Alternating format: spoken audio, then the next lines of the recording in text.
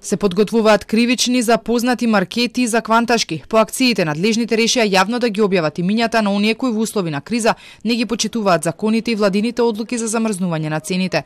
Повеќе компании не плаќале давачки. Тоа е кривично дело, рече министерот Бектеши.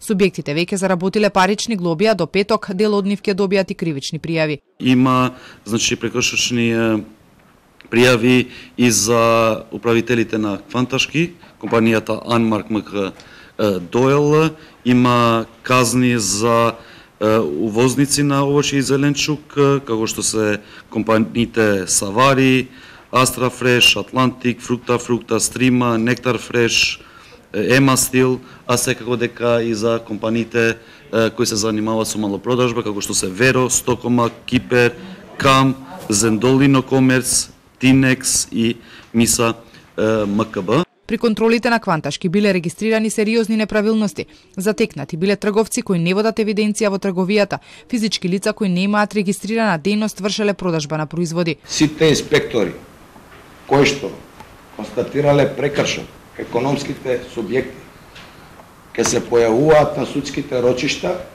и ќе ги застапуваат и бранат законите по кои што ги констатирале прекршоци.